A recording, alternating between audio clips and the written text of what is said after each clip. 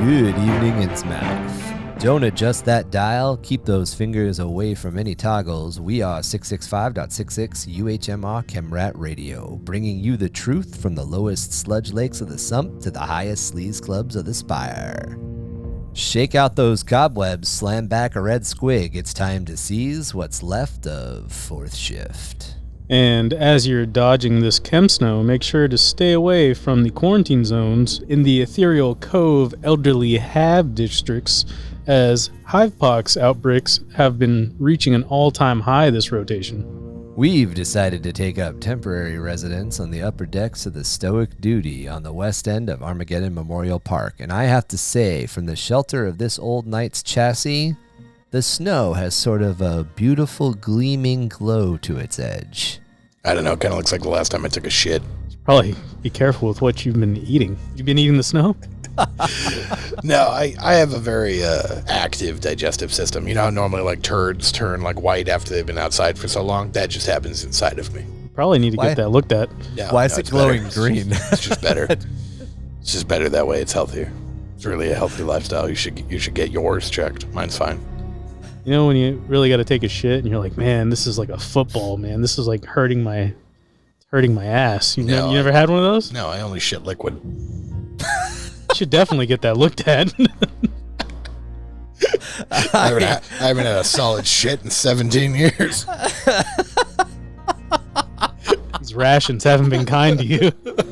I am your starry-eyed guide to the galaxy, Goblin King, and I am joined today by my co-host, the Jester of Junktown, Marky. What it is, people. And our Wrecking Crew Wrangler of the Ice Wastes, Beast. Hello, everyone. Wow, you fucking son of a bitch. Wow, you fucking... That's pretty good, huh? That's exactly what I thought. I said it. I thought I actually said it. That's pretty good, huh? Yeah, that was real good. I was like, did I just fucking talk? I've heard it enough times this year. Fuck. Hello, everyone. This week we are back with another creative writing episode. This time we are specifically going to look at the flora and fauna of Warhammer 40k, or how to look at designing flora and fauna for Warhammer 40k. Yeah. It feels like a pretty good time to talk about it. We have wrapped up our first cryptid on Loris Obscurus. We've already talked about some planet design stuff. I'm working on getting that planet document out for our patrons currently. By the way, if you're not already part of our Patreon, you should go and check it out. Not only do you get a video segment of the podcast, but there's some extras like the document I just mentioned. But yeah, one of the things that really kind of comes down to designing a planet, designing an ecology, designing the way that your chapter, your Space Marine chapter might work, or your Imperial Guard regiment might work, or even your Xenos race might work, your Xenos warband might work, is taking a look at the environment that they come from. One of the things that we talk about a lot, or one of the things that we've addressed a bunch when we've looked at these different creative writing episodes, is kind of sticking to these easy to use tricks. And one of the things that I wanted to bring up is the two-layer explanation. So the two-layer explanation is an idea that's used a lot when you're developing role-playing game settings, when you're developing story settings, when you're developing science fiction and fantasy settings. And the idea is that you've got a plot hole that you're trying to fill, and you don't want to overthink it. So in the classic example that I have at hand, plot hole 1, if the vampire can't exist in daylight, why can't they just move around underground? You're developing a Victorian city. You're going to run a Victorian era game, horror game. Vampires are the bad guys. And you now have this plot hole. Sunblock, right? SBF 4000. So the solution is they can't go underground because the sewer systems of this Victorian city are full of giant alligators who would just eat them. So it's a really quick explanation to a plot hole that your players might come up with, or the logic that somebody might come up with. And then you just take it another step, and then you're going to stop. The 2-point explanation, or the 2-layer explanation, is don't get bogged down in defining every little thing. As Marky joked, why don't they just use sunblock? But there is no sunblock. You know, you just hand wave past it, kind of move through these things. So plot hole 2, how and why the fuck are the alligators in the sewers? How did they survive? And what do they eat down there when they're not eating vampires? So the Whole lot of dookie. So the solution is they run under an underground monastery, and that monastery actually feeds them and takes care of them to kind of raise these alligators for the sole purpose of blocking the vampires' advances through the underground sewer system. And or the alligators are undead. Or the other, yeah. They don't need to eat. Zombie gators. Zombie gators. The other classic example, the other classic way to look at this is in Vampire the Masquerade, vampires can't cross, or actually not even Vampire the Masquerade. In classic vampire folklore, vampires can't cross running water, or certain vampires can't cross running water. And that's just another way to, like, you build in 1 or 2 short rules to block or explain something. And obviously this is just a short trick, and it's meant to be used as you're developing something so that you move on, so that you don't get stuck in the idea, you don't get stuck in the level. And you can, obviously, the way that I write, I spend hours and hours and hours coming up with a history as to why something functions in my worlds. It's the way that my brain works. But if I'm getting ready to sit down at a table to run a D&D game, or if I'm getting ready to sit down at a table and run a crusade or something like that, I'm going to look at these quick explanations to kind of put in place and move on. In the Mohavius Secundus crusade that we ran, the mini crusade that we ran, we decided that the Tyranids were attracted to the planet because there was a large population, but the Imperium wasn't super keen to deal with it because it's a penal population. There you go. There's our plot hole 1 and our explanation 1. And then for our plot hole 2 and explanation 2, why are there Imperials there? Well, they're not Imperials. It's a rogue trader that was trading water because it's a desert planet and they need water. And there's enough Imperials there. There's enough Imperial structure there for explanation 2 that they're going to try to hire the rogue traders to get them off. There's enough rich people on the planet that they're going to pay top dollar for those seats to get off. And that gave the entire explanation and reason as to why Kev's army and Beast's army were there holding back the Tyranid advance without the Death Watch or, you know, the Space Marines or whatever showing up. So we very quickly decided 2 really quick explanations, and then we just ran with it. And that's all you need to start. And this is kind of like the keep it simple, stupid rule. Right. Exactly. Also, as far as world building advice goes, this is the type of stuff that you can kind of endlessly expand upon. Once you've got your first 2 solutions down, you can come up with another explanation, or you can jump to something else and you can explain that. One of the big starting points I always use in world building, it's just a trick that I've employed for a very long time. And I guess I don't really necessarily use it anymore because a lot of my fantasy world is finished. But when I started my fantasy world, I always kind of look at everything from an economic standpoint. And that's important when it comes to flora and fauna, because most economic systems that we use nowadays are based on barter system. Our entire economic system is still based on trading commodity goods. Gasoline is something that we trade a lot. Lumber is something that we trade a lot. Food is something we trade a lot. This is stuff we still trade. So when I set about building a portion of the world out, I start small and I go, okay, why does the river community, the river town, trade with the people inland? Well, the river town has fish because they're on the river. They have abundance. They can make their living fishing, which gives them an overabundance of food stuff. The people who live interior, you know, whether or not they're dwarves or elves, they could be a different people, or they could just be another group of humans. They've got a bunch of trees because they live in the woods. So the people with the fish can trade for the people with the abundance of wood. And then you get your fishing town can build piers and boats and houses, and your people who log can eat, and you get that kind of trade-off. And then you just kind of, that's the first layer explanation. And the second layer explanation is as more woods get cleared, they can start farming, and then they get different foodstuffs. And then you can have, you know, they're trading chicken for fish, et cetera, et cetera, et cetera.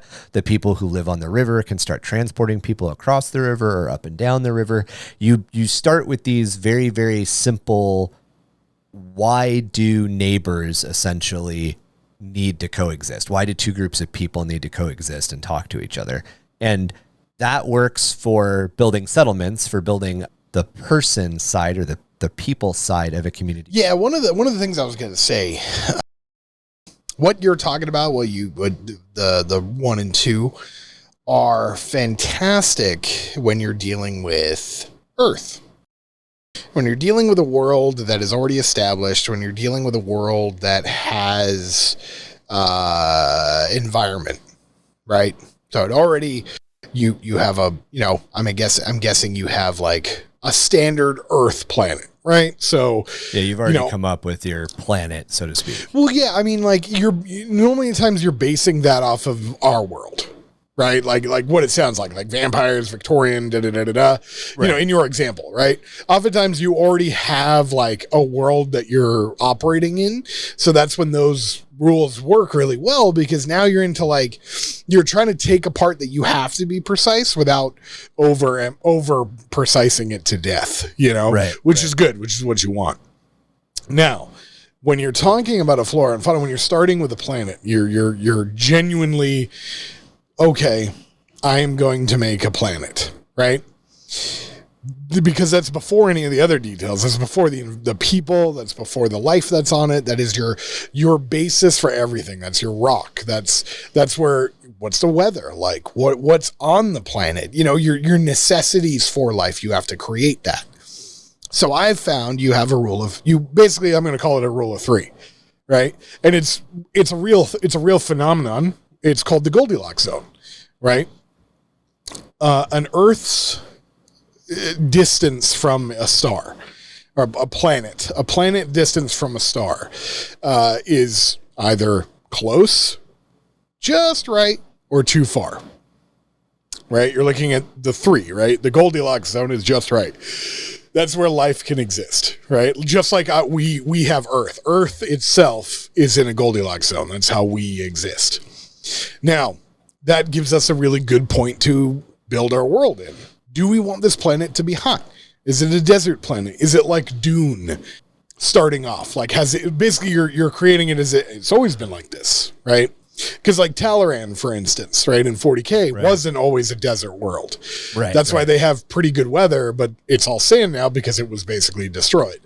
But if you're dealing with a world that's hot, rocky, think of Mercury. Think of crematoria from Pitch Black, where one side is constantly burning as the world turns. That gives you a basis for what kind of world that is. If you're too close to the sun, you're going to be underground, right? So you can start building that type of world, start thinking of those types of animals that live in that type of environment, plant life. You've got a world that's in the Goldilocks zone that gives you a lot more leeway. You can have it where it's kind of nice, it's peaceful, or, and it has seasons where it's hot, moderate, cold, but it's easy the life can be very, very extensive. Then you have a planet like Pluto, right? Like it's really far from the sun, from a star.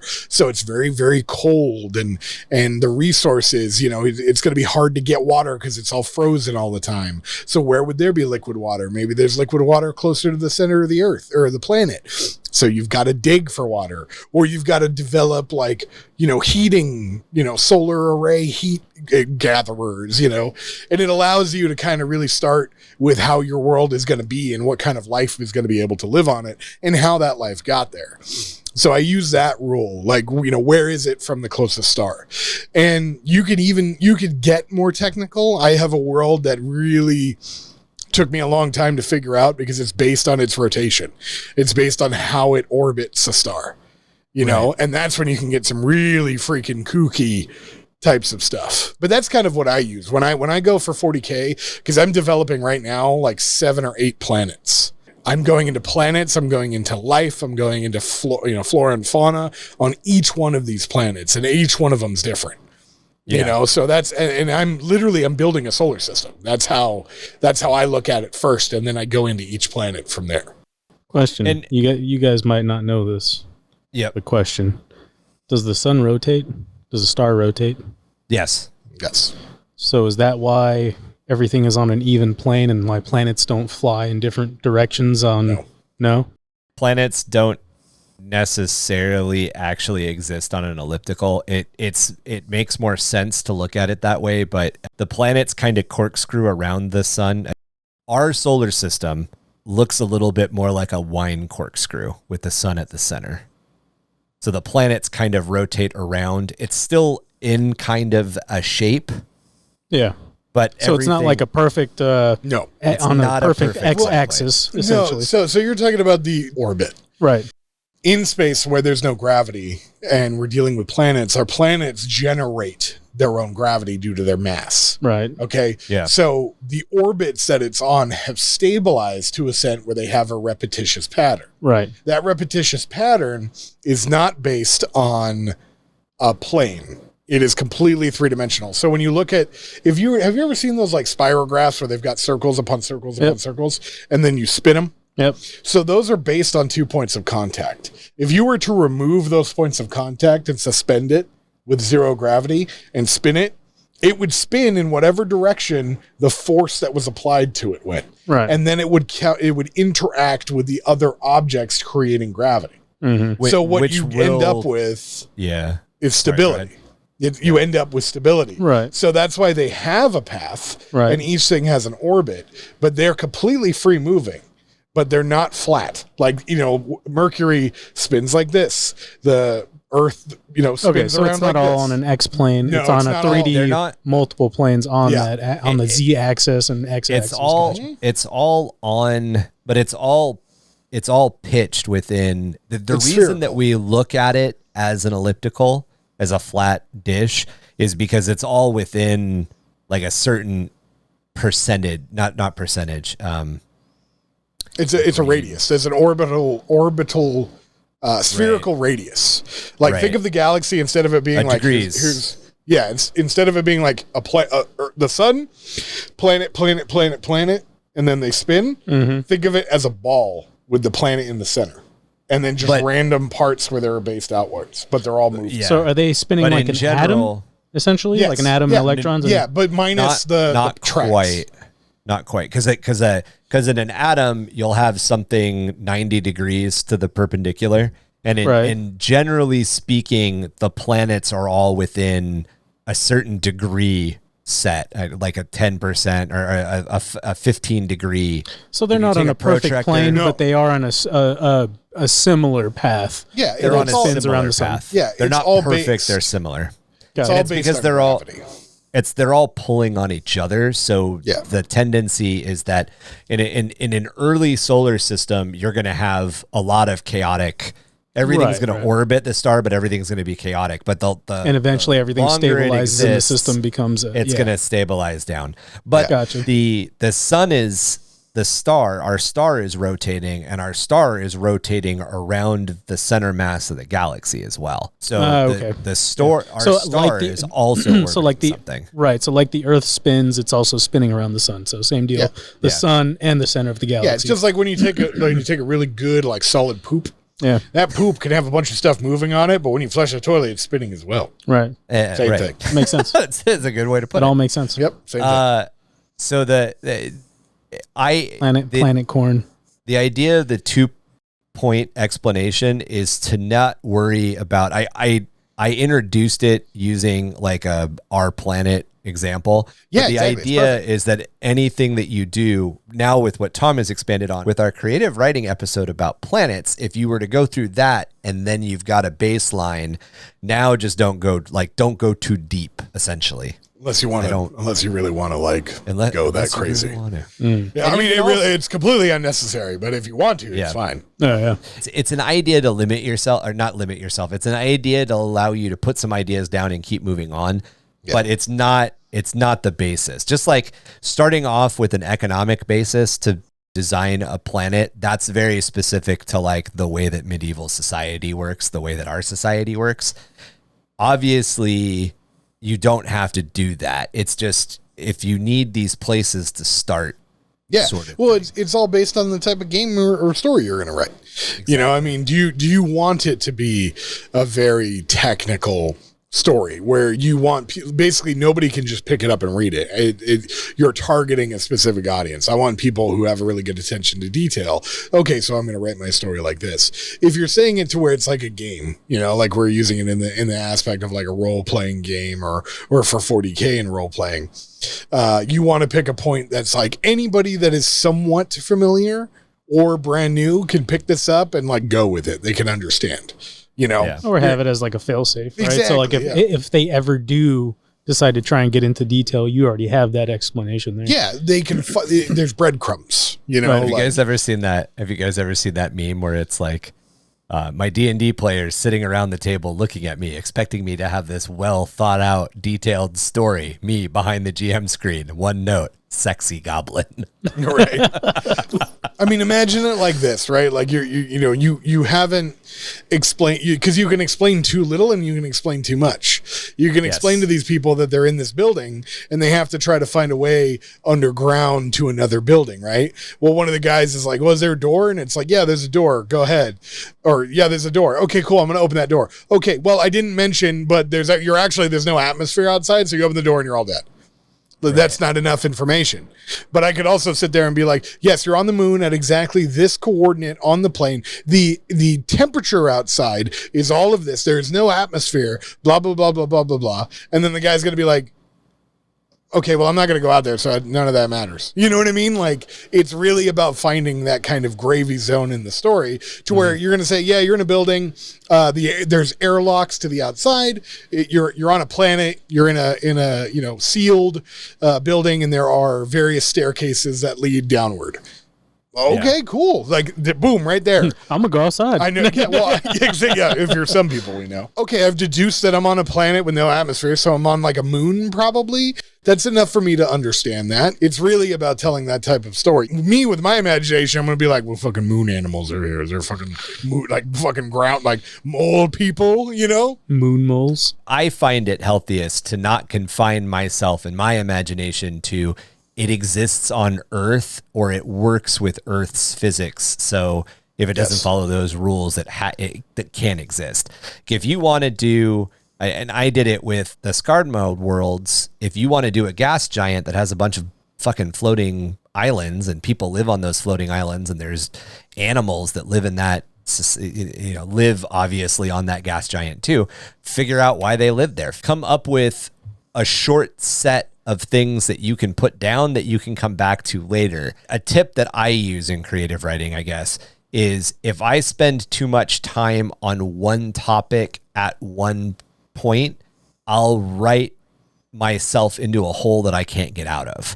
So if I spend 45 minutes or not 45 minutes, if I spend 4 or 5 days developing why this mega shark lives in the deep oceans of the moon Io around Jupiter, by the time I'm done defining all of that, if I haven't bothered to figure out more than what it eats, I don't have any other clues, and then I have to 100% start over.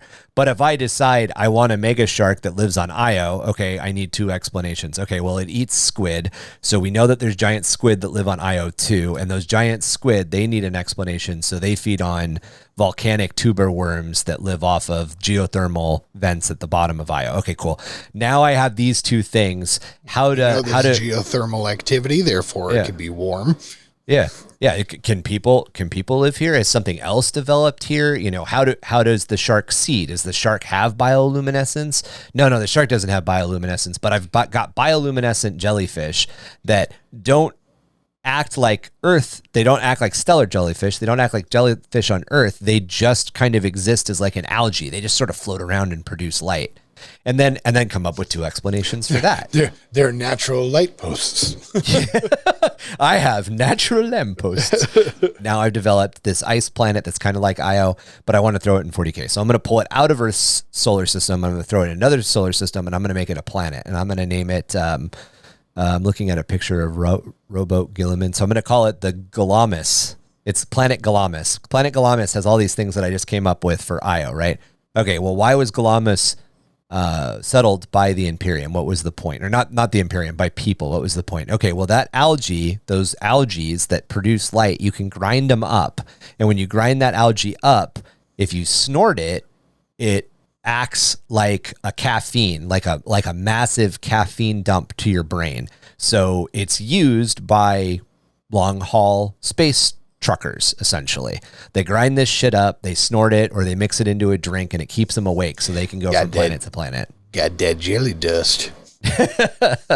And then you start to develop all this other stuff. And that snow glow. Snow glow. That'll actually play into our next creative writing episode, which will be all about defining markets, and specifically black markets, because you can really easily, within a couple of bounces, get to criminal activity, as I just laid out. So basically, like, you know, coming up with these things, right? Let's take a look at, you know, flora and fauna in specific to certain locations in 40k, right? That's what we were saying. Yeah. So what do we know? What world do we know in 40k that we know the stuff that's on it? Well, I mean, the most famous one is Catachan. Yeah, I was going to say Catachan. Perfect.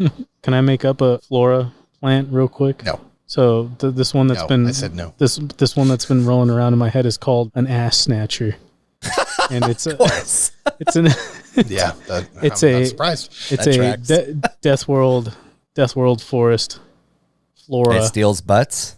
That grows about 2 feet tall, and it shoots out hook-like barbs that are level with essentially people's buttocks, and it shoots those barbs into your ass and then rips out flesh and then eats that. It's called an ass snatcher. So here's the 2-point explanation. Here's why this is important. What did it originally evolve to eat? It's something that's 2 foot tall that lives on the planet, and now humans have named it the ass snatcher, or did it? Okay. So what was that original thing that it evolved to eat? Monkeys. So there's a 2 foot tall monkey. Okay. Sounds about right. And why did it decide to target human asses? Because they just so happen to be around 2 feet. They're just 2 to 3 feet. And they're defenseless. And they always get you when you're not looking. Yeah. So the Imperial Guard regiments, the PDF regiments that come from this planet, do they wear special ass armor? Yes. Right. You know, the technical name for this creature is a blindside snatcher. Right. But like, the slang term is that has been snatcher. developed for him is ass snatcher. Yes. Right. The blind sides. I like that. Yeah. Actually. And then after you leave the planet, if you you're a veteran if you have scars on your ass cheeks. You're one of the ass chappers, eh? Sure am. That's where the sweet meat comes from, right there. Your ass is really chapped. Got them ass chappers. The ass chapper regiment. That is my flora for today. Yeah. So Catachan has a lot of famous examples. The first one we're going to talk about is the brain leaf. Yes, So the Well, hold on. leaf- So hold on. Before we do that, Yep. for those of you who don't know what Catachan is, it is a forest death world or jungle death Jungle world. Death World. Yeah. Yeah, it's very humid. So it has I'm just going to explain my expertise here. To explain the climate, right? It is a distance away from the sun that allows for a highly oxygenated atmosphere. So it has a lot of weather. It has a lot of weather patterns. So it's a high humidity planet because of the fact that the ozone is actually very well kept because of how much vegetation is there. So it's a very oxygenated planet. So because of that, the temperature gets locked in by the clouds, causing it to be moist and humid. So because of that, it has perpetually become more jungle, more thick forests, and the death world because the flora and fauna are predatory. There were a lot of predatory plants, a lot of predatory animals, and the Imperium founded Mining colony at one point. Yeah.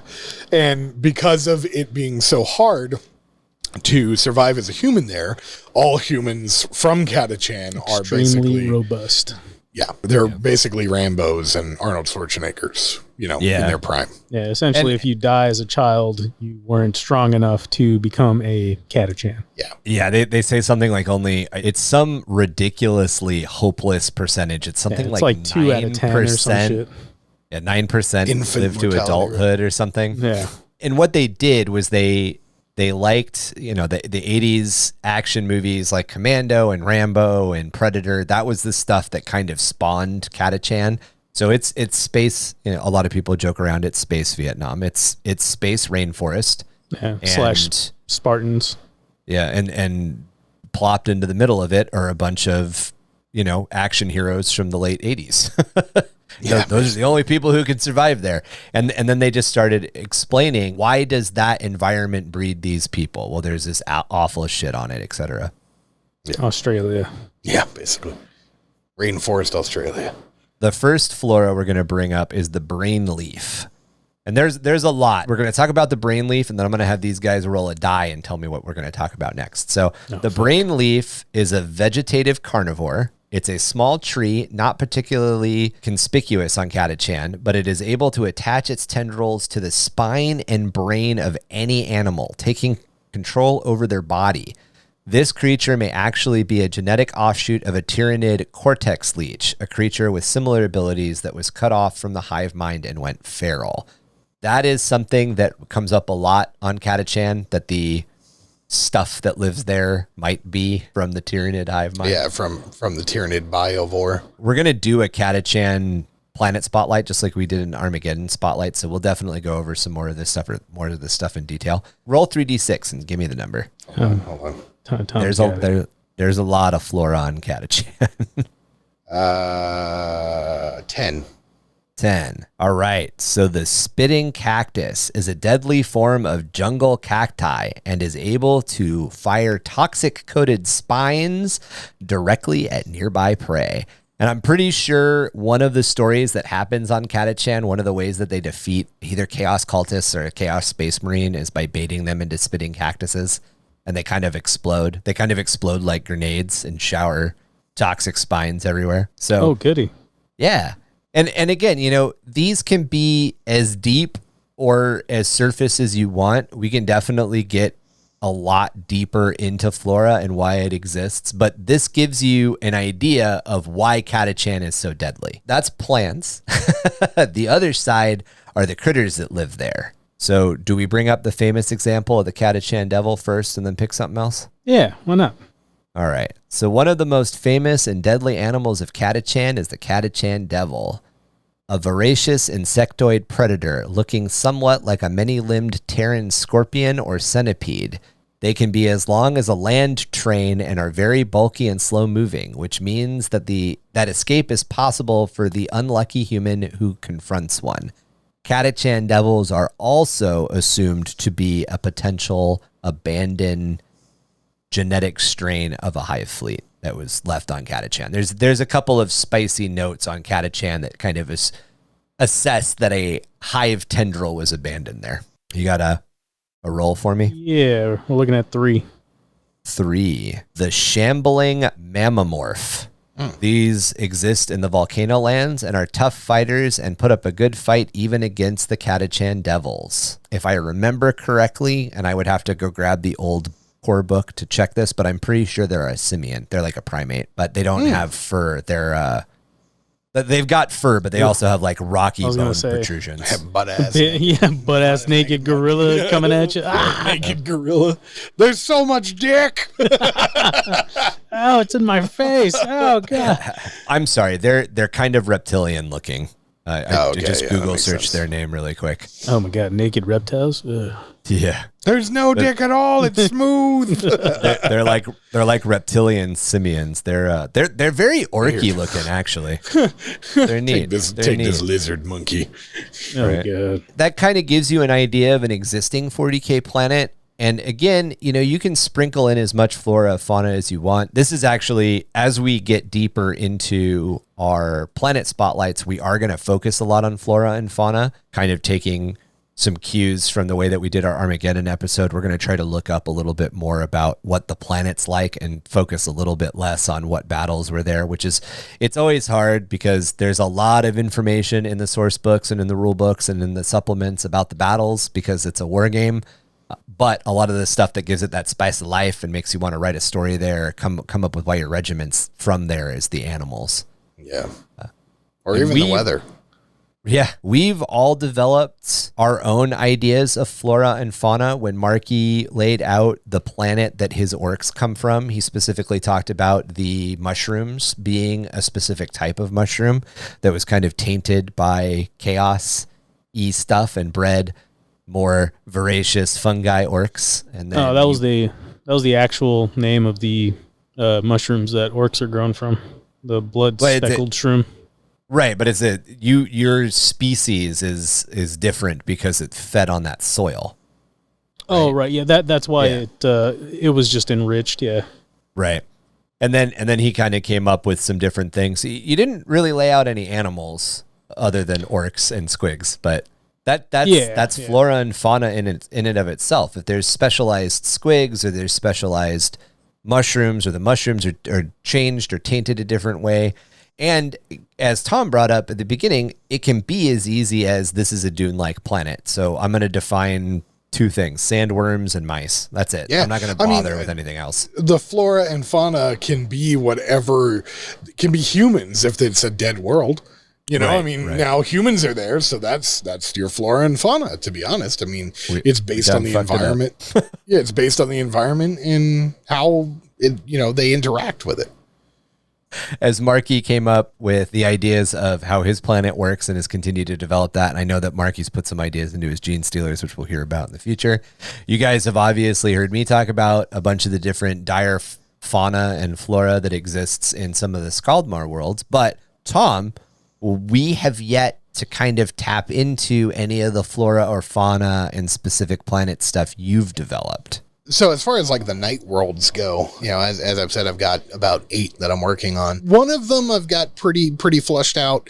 And it's actually one that I'm like more excited of just because I got to really kind of play into that whole orbital thing. I have another one that's very similar kind of to Catachan, just more aquatic themed. And then I've got one that, I haven't really done too much on yet. To go into detail, right? So I basically came up, if you think of Beauty and the Beast, we have Prince Adam or Baron Adam, who is the Beast Knight, which is, Marky's favorite. His world, where he comes from, I've named the planet Conquesson, which if you Google Beauty and the Beast and what like where they are in their story, it's a place in France with a very similar name. I just kind of Latinized it. I developed a world essentially around what I saw in the Disney movie and the stories. In the Disney movie, we know that there is a winter, but it seems to kind of change very rapidly when he stops being cursed. And the town kind of isn't in winter, like throughout the whole movie, they're never running around the town with snow anywhere. It's only by the castle where Beast is at. So what I kind of came up with for the planet is it orbits its star in the Avalon system on a oval shape. So 2 times a year, it's very close to the star. Whereas the other 2 times a year, it's further away from the star. So you end up with 2 short summers and 2 very long winters, right? Because it has to travel a greater distance away from the star. There's a lot of fun in that because basically what I came up with is during the winters, you cannot go outside. Like you just can't. It is too cold. The air freezes. It's so hard of a place. It's like Balls deep cold. Arctic. Yeah, deeper than deep Arctic. It's like it that. is. It's that final scene in The Thing where you realize that they're both gonna fucking die because the building is burned down and it's too goddamn cold to be outside. Yeah. What I thought of it is like, you remember, what was it, day after tomorrow? Yeah. When the helicopters are flying into the storm and they freeze. Yeah, it's like that. Like they have to, like during that time, like there's a day a year or 2 days a year where they're like, get inside, like they're So the castle, the fortress, that Beast, or Adam owned, or his family did, right, is separated from the main cities. And what I did was I called them fortress villages. And what they are is they're huge like villages, but they're all inside. They're inside of they're basically like giant fortresses. Are they in domes or? No. So imagine this, right? Imagine Mega Block 1 or like a small portion of a hive. Like Gungans. No, because that's still like you I know, have like a that's a glass I opening. just wanted to make fun of gun guns. Yeah, that's fair. I just wanted to talk shit about gun guns. Let me be real for you. Yeah. I'm kind of still mad about Star Wars. So one of the things that I had done in the Galdor continent that I had teased out a couple of episodes ago, where there's like the giant monsters that live outside the cities, is that everything is like in a city state, like a Greek city state, like a Greek, like you can't go outside ever, or you'll be eaten by giant monsters unless you're like in certain stuff. So you have to live inside. Are you working with the same idea, but there's like geothermal stuff, or is there like a barrier like field? Or So imagine like a fortress. Imagine like a giant like a giant castle. Okay. But you just elongate it, right? So you elongate it, you spread it out, right? So it's huge. I mean, it covers miles and miles worth. And it's all inside. It's all inside, yeah. And then during the summers, dope, dude. right? Okay. So in the winters, they lock down, right? Like all the shutters close because everything has like windows. Like the way I looked at it was like, like Notre Dame, right? How everybody notices the big front, but in the back of it, there's actually a huge building attached to it.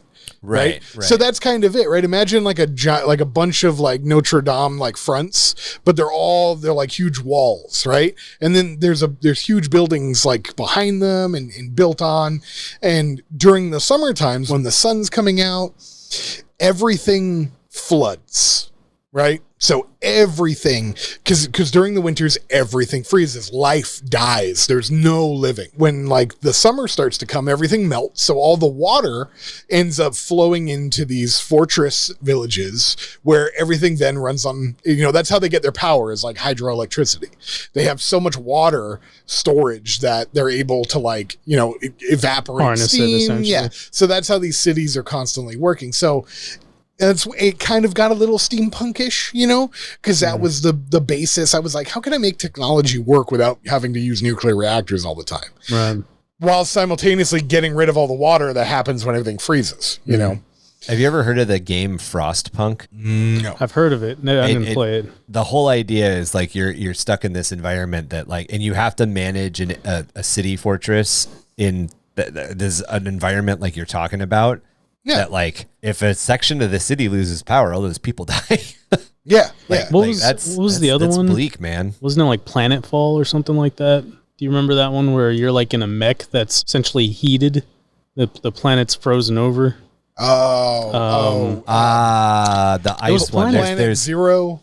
Wasn't it Planetfall? There's like giant ice worms that can like melt. Yeah. It's a first person. Well, it may be a third person shooter. Yeah. So basically that's the thing, right? So in order to go outside, they have to wear these suits, things like that, right? So it's possible. They've developed ways to do it, but that's your overall, like, that's what happens now. Lost Planet.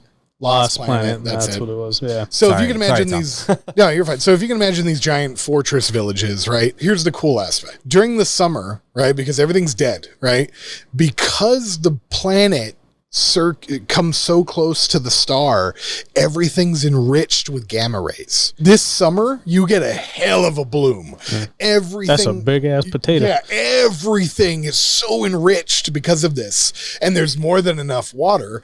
Everything just blooms. Pumpkins the size of cars, like, things like that. So they're able to, and like the way I wrote it was that 98% of the planet's like birth rates and like nature, like flower blooms, oxygen are all developed during this time, right? During these 2 summers, right? And maybe they have such a thick, I was going to say almost like a thick atmosphere to where it almost acts like a gamma blocker in a sense. So they don't die from. It's like a sponge, right? Right. So when they come close to the planet, everything fucking soaks up. Yeah. And that's how it gets through the long winter. Yeah, but gamma rays will essentially kill you.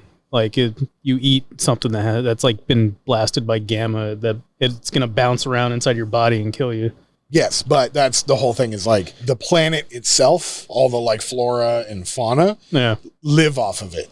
So they eat up all the gamma rays. Okay. And it becomes their nutrient, right? So that all the plants and stuff, that's how they grow. Okay, I see what you're saying. So you end up with like super strong wolves during this time that, basically survive throughout the winter. So you essentially, in the 2 days out of the year for the winter, you can't be outside or you'll freeze to death. But it's a lot longer than 2 days. Okay. Oh, okay. Gotcha. During the winter. Yeah. The harshest parts of the, right. And then the harshest parts of summer, essentially, you're getting blasted by gamma. You can't go outside. So, well, sort of. I mean, you can. There's a good amount of time they can be outside. Yeah. Because the human life has developed like a resilience to it. Okay. Because of the fact you'd also that they have like technology and stuff. Right. Well, right. the main thing is that it's space, right? Like, I'm not going into the super like details of like what gamma radiation does to you, but it's more of the aspect of when you blast something with gamma rays, it grows. Okay. You know what I'm saying? Yeah. Like think of the Hulk. Right. You know, like so you're looking at it like that. Like you're not necessarily going into the science aspect of it. You're going into the science aspect just enough to where you're like, that's a big ass pumpkin. You know, like everything's being enriched by how close it is, you know, to the sun. God damn. Yeah. Big ass potato. Yeah, exactly. So you know, have you played around with the idea of like cicadas and like, what are they, lungfish or are they lungfish? Where like during the dry season or during whatever, they're essentially dead. But then as soon as everything thaws, they come out of whatever that hibernation is. And yeah, so that's like the wolves and the bears and the predatory animals, because they're somewhat generic. You know, I didn't go into too much detail, but they hibernate, you know, in certain points, but only in the coldest aspect, the apex of the winter. You know, but so humans don't go outside during that time. So what they do is they farm like crazy. They storage. They, you know, basically like harness everything they can from these summers, including where they get their water. Right. So then during the winters, they don't have to work hard. They don't have to really do much because they did it all during the summer. So what they've done is that they've put that into the arts and intelligence. So the people from Catachan in the Avalon system are known as the best writers, the smartest people, the best poets and artists come from this planet. And that's a key into the fact that Bell was so obsessed with reading, right? So the whole planet, because, you know, Bell and Adam run the planet, you know, they're the barons of the world. They've put that emphasis in and been like, work hard for these summer times so that winters we may grow, you know, we may learn, we may read, you know, so they're the most well-versed people in all this stuff. So that was kind of like, I like that. Yeah, so my cool. Flora and Fauna wasn't necessarily based on animals so much. It was more on what the aspect of the planet does to the people, right? Because the world is in this crazy orbit and it enables them to gather all their food and things that they need, they're able to then devote themselves to artisanry. Yeah, instead of being like a death world, it's more of like their defense, the vegetation or the fauna or flora, I mean, defense is just being so large that you wouldn't be able to do anything to it. Yeah, and cold and not easy to live in, you know, like anything like that's not inside of these fortress villages, they're like, just like, yeah, good luck. Fucking James and the Giant Peach. Yeah. Is there anything that has evolved or developed to exist during the harshest portions of the winter that hibernates or hides deep underground during the summer? The wolves. There are wolves there. Yeah. So Yeti. Well, so imagine in the Disney movie, right? What does Beast look like? He's kind of a cross between a bison, a wolf, and a lion. So basically, I didn't have to come up with it because it already exists in the cartoon. That's what the wolves look like. Oh, they look like the Beast in the cartoon. Oh, fuck. Yeah. So I haven't really. I mean, I was just calling them wolves, but you know, I mean, they're known as the night beasts. Man, you know, like the beasts that lurk in the forests. You know, like they haven't really come up with a name for them, and that's essentially why Adam's armor, the night suit that he wears, is named the Beast, because it was the thing that defended them against the night beasts, like the forest beasts, you know. I totally want to write a story and like an off like settlement, offshoot. like a Yeah, that somewhere on your planet where they got into a fortress like one winter and just wrecked everybody. So that's why I don't go into super detail about it, right? Because I want my whole thing about writing these stories and writing these planets is because I want you to do that. I want you to go, oh my God, I want to know more. I want to do more. So where I try dangle the hook, basically. I'm like, here's what I've got. Right. Have fun, because the whole thing about Disney and Warhammer is that they do that. It works so well together. When you break it down and you really kind of play with it, it does. Crazy how well it works together. Yeah, I mean, imagine that, right? Like, imagine there are these animals that live in the forest. Even the people of the planet don't know. Yeah. Because they're like, we don't fuck with them. Like, they stay in the forests. The only ones that deal with them are the night suits, our noble houses, because we're here in the fortress villages doing our thing. During the summer, they're not around. So that's when we come out. The night suits are the ones who patrol, who guard the fortress. What if they're like vegetarians because they're the only thing that lives out there, so all they can eat is like fruit and veggies? They're cannibals. And they hunt each other. They must have to fuck a lot in order to do that. Yeah, well, that's the thing, right? So that's what when the summer comes around, they're deep underground, hibernating, fucking, just sleeping and fucking. That's all they do, and that's the only time they don't hunt each other. So they're not hunting each other because they're fucking each other. It's just a big orgy. Yeah, imagine like during the summertime you fall into a pit and you're like, oh my God, you're all just around. But it also means that the ones that are alive are not only they're probably not the apex predator, because usually if humans are on a planet, humans end up being the apex predator, but they're like the second apex predator essentially. Oh yeah. And the only ones that are left alive are the ones that are the highest, most competitive apex predator. That's crazy. Yeah. These could be things that like you have to take a night to deal with them, and maybe if you don't know your night well, you might not survive. Yeah, well, that's the whole thing. Like the armor suit that Adam has, it was his father's, and his father was known as the Beast, like not the forest beast or the Beast. Because like he was beasts, essentially. Because he was the slayer of beasts. That's why he was known as that. Not to mention he was also horribly, horribly cruel to his subjects. But that's another story. That's the planet, Catachan. It's and I don't have to go into crazy detail about like various different like what do they call that? Zones, biomes, like and all that. Biomes. Yeah, no, there ain't no biomes because of the way it fucking rotates around the planet. Like, so what would you say is the largest fruit or vegetable that is grown on Carcassonne? Concassonne? Concassonne. Yeah, because I can't remember not like the game. No, the French. Hold on, I'll come up with it. It's a good game. The fairy tale village that Beauty and the Beast came from. Yeah, because cucumbers become useless to individuals once they get too large.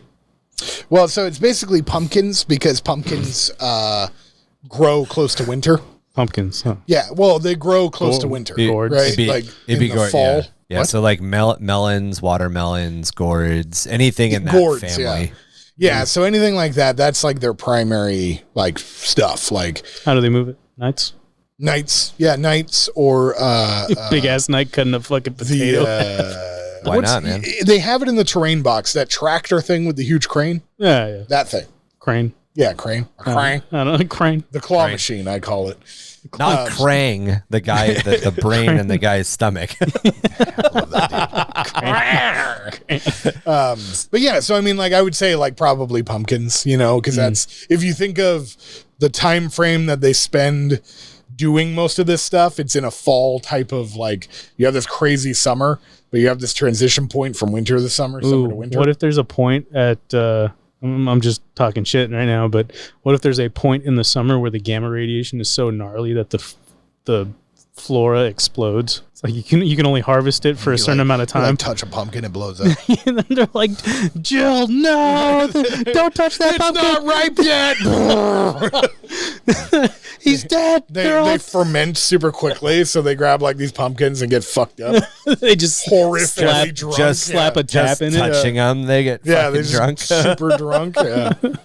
So there's a book series called Otherworld by Tad Williams. I've heard that. It's a series of 4 books. It's very Ready Player One, but like adult and written like almost 30 years ago.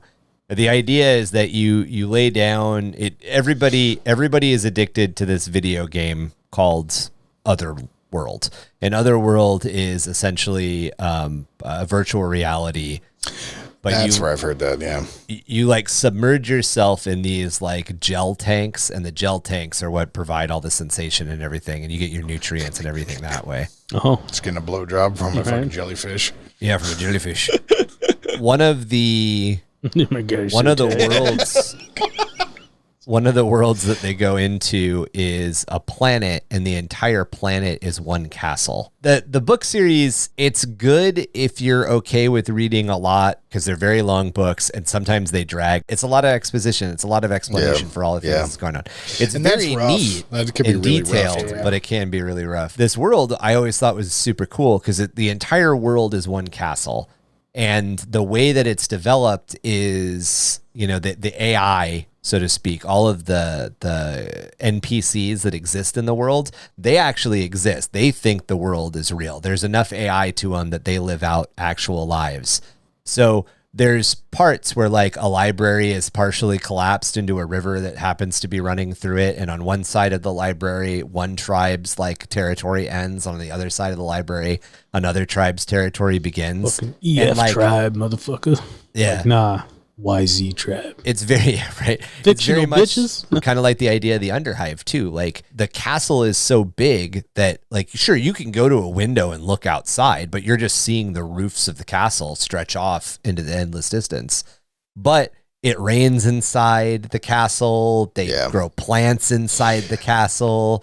Like that whole idea is super fucking neat, dude. I've always been really obsessed with the ideas of starships being planets, right? Like generation ships. Yes, that's exactly what I'm talking about. Generation ships. I love that idea. It's like in the, what is it, the 100? There's actually a show I thought nailed it. The Orville. I don't know if you guys have ever watched that. It's really good. It's a Seth MacFarlane Star Trek show. I want to watch it because it's so good, dude. I thought it was dumb at first. I was like, oh my God, this is genius. But anyway, they found a generation ship, right? But the thing is that the people inside of it didn't know. They had forgotten that they're on a ship. And they're so cored into a religion that it's blasphemous to ask questions. So the whole thing is that this like, it was like mountains. There were mountains, rivers, and all this stuff. Like if you were to walk around, you feel like you were in a planet, except that the sun looked weird. You know what I mean? Because it was a ceiling. And that was the whole thing is like when they remembered what it was, basically the crew was like, let me show you something. They opened up the blast doors and it was a bubble. You know what I mean? And they were like, oh shit, we're in space. Like, and I don't know, for me, those types of stories or those types of planets, it's so fun to play with that because then you're just like, so all of this stuff I've told you about this world that they thought it was, it's not. Yeah. And you're like, oh, like it's such a shock, It's just layer one. There's more layers to peel back. Such a satisfying story. That's why, like, I'm trying really hard with my stories with, the whole Knight's House that, like, that's what I want. I want, like, these shockers that hurt you. Yeah. Like an inverted Dyson sphere or something. That'd be fucking gnarly. Right?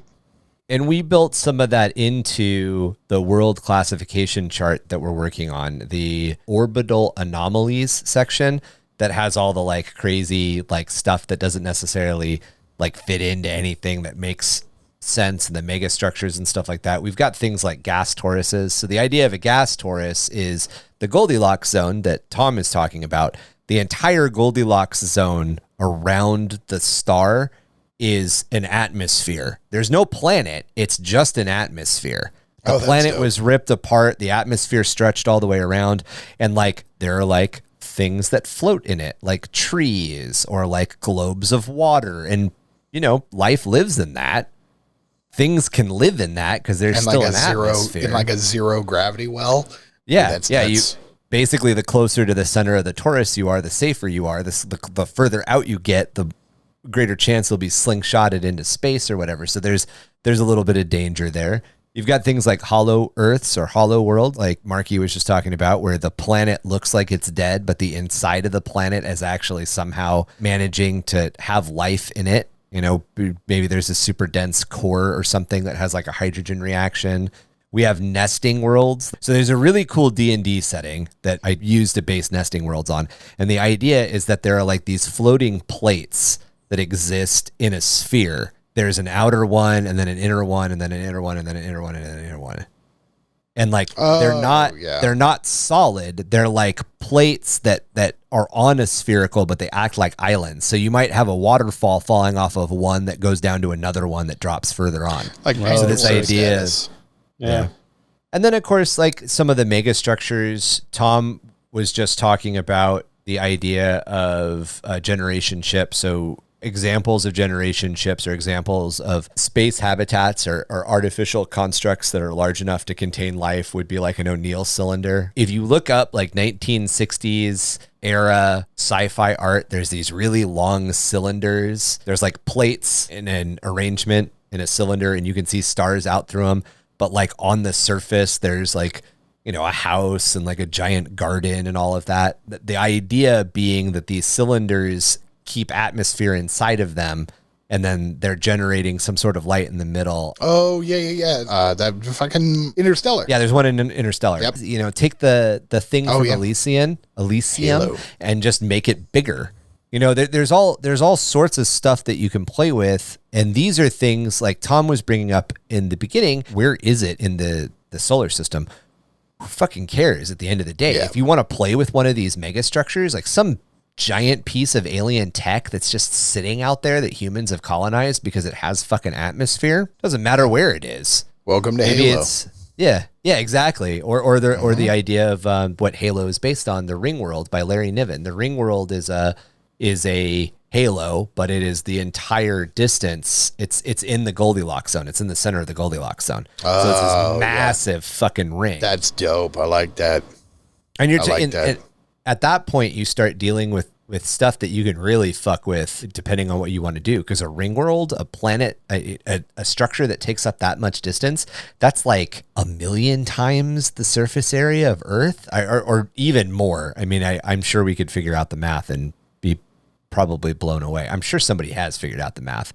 But you get to the point where you can play around with a lot of really fucking crazy stuff if you divorce the idea of, you know, we brought up at the beginning, which is a really good point. If you divorce from the idea of, well, it has to be an Earth-like planet. It doesn't have to be an Earth-like planet. No, not at all. Not at all.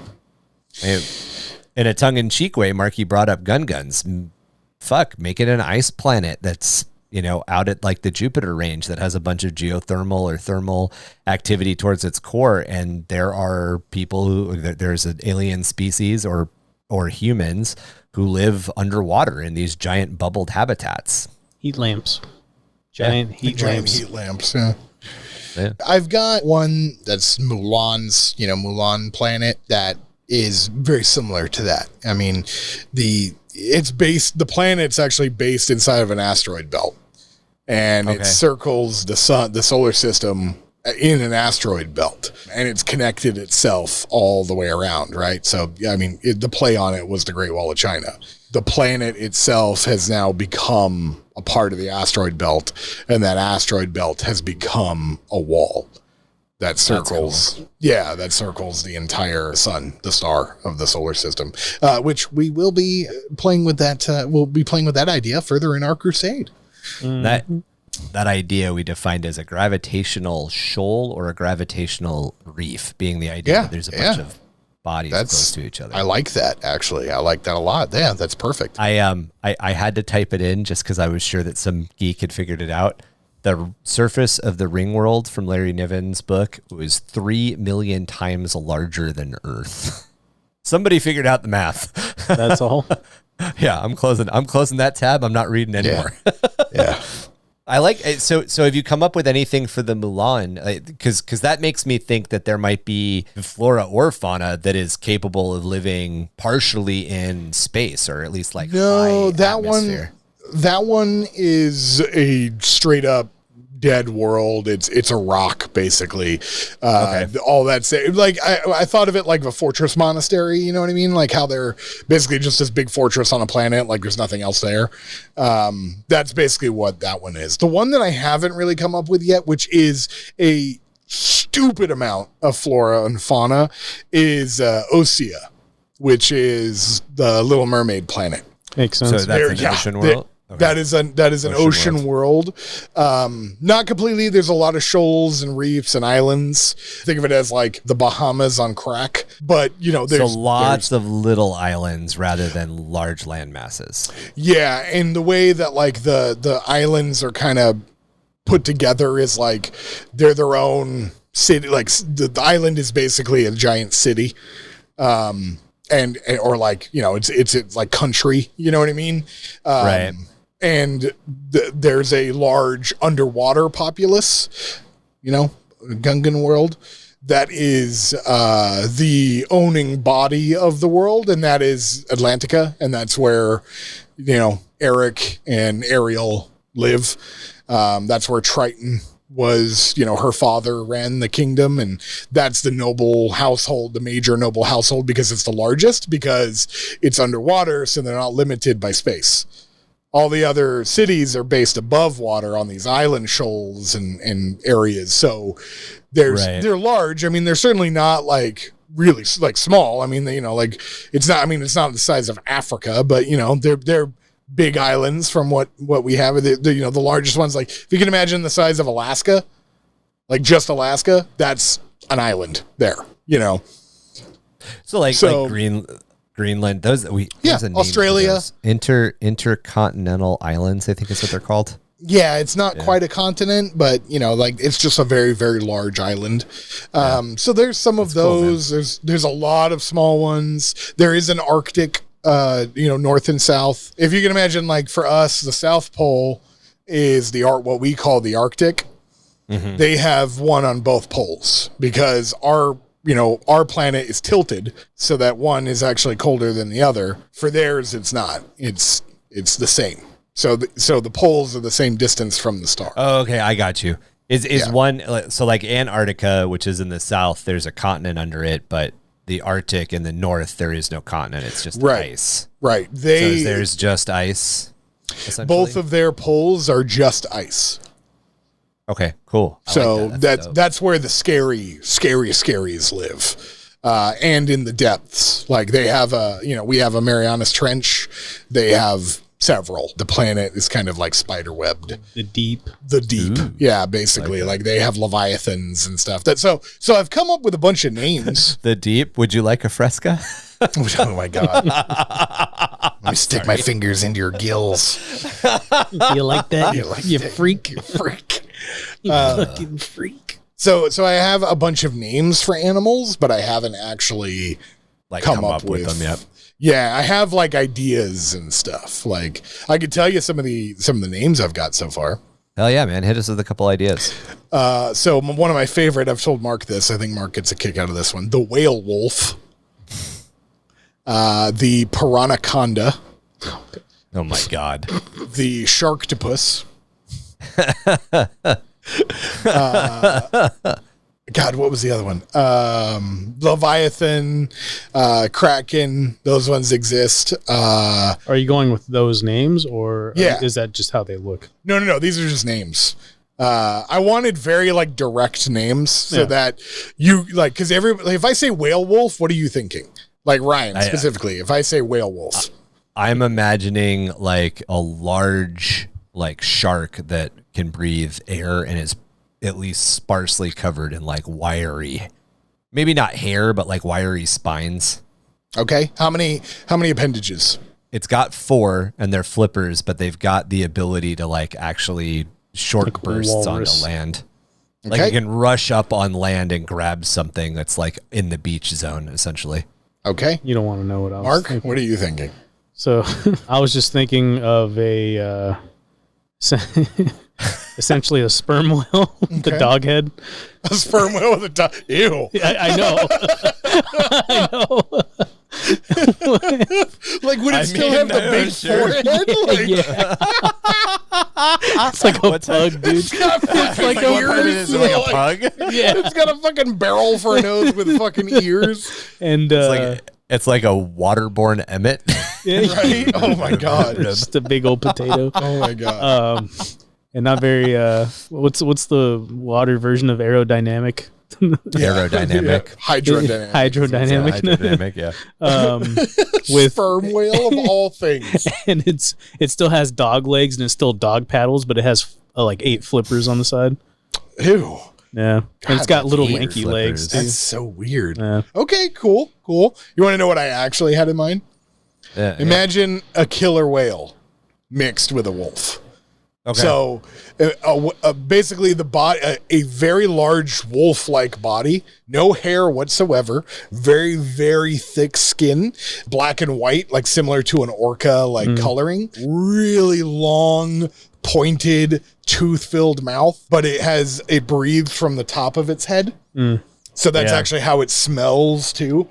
So what it does is it tilts its head all the way down, and all you see is this fucking blowhole that it like smells out of. That's a booty hole. It's got a tail, but it's a whale tail. It's an orca tail, and its appendages are wolf-like, right?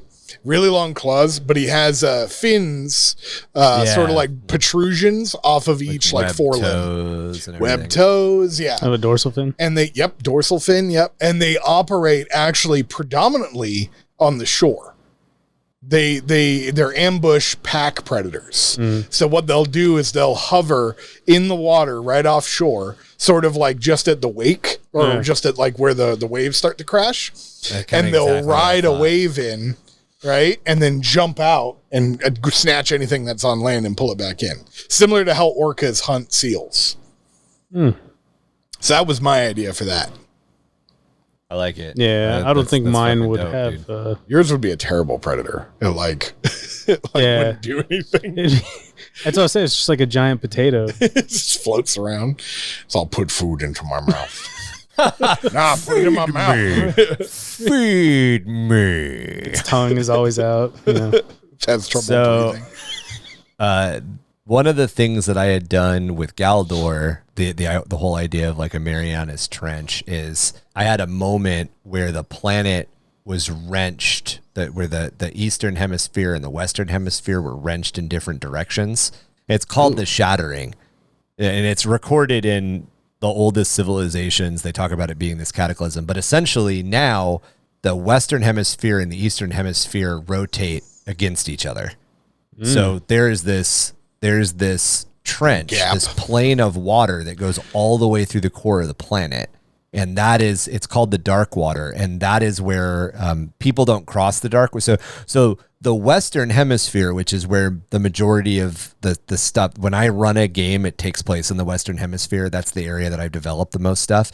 That they think that they're it, because if you go to the dark water, no one can cross the dark water. Nothing survives through the dark water, because the dark water has all these giant Leviathan and like monsters in it that basically like. Dude, what if it was like nothing can float in the dark water? So like if you like it gets sucked down. Yeah, it's not actual water. Like it's some kind of super. Not dense. It would be the opposite of dense, wouldn't it? Because if it's more dense than you would float, right? Well, yes. If there was like a gravity well, it would pull you down. That's the whole idea. Like you can cross the dark water if you're really, really, really lucky.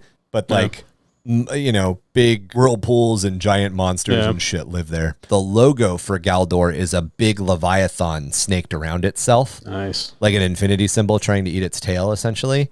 Yeah. It's kind of funny because like these are all like there's synchronicities that this is a world that I've been developing for 25 years. And it's just a synchronicity that it kind of touches on something that Tom just brought up. And it makes me think, and I'll be completely honest, the world of Galdor was very, very inspired by Pirates of the Caribbean. I really, really wanted to develop a pirate. It's D&D a fun, setting. It really is like a fun. Yeah. The thing about having an oceanic type world that makes it so much fun is the fact that we know so little about our own ocean. You can really get away.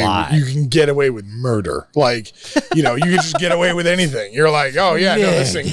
Yeah. It's like, where does it come from? The deepest part. And you're like, oh, I've heard shit about that. Like, you know what I mean? Like, Yeah, like it And doesn't. like no one can cross it. Yeah, there's no proof. Like, you know, I mean, the thing with me is like, I based Osea off of a combination, obviously, of every movie that has to do with going underwater, right? So, Deep Blue Sea. a deep blue, fucking deep blue. I almost agreed with you too. I was like, I'm gonna throw this out there and see if Tom says There's a chef who's really, you know, LL Cool J. He's got a parrot. Deep that is talks blue. shit. His head is like a shark fin, you know? Fucking song. Anyway, Atlantis, you know, Little Mermaid, even, God, what was that really shitty movie? The Core.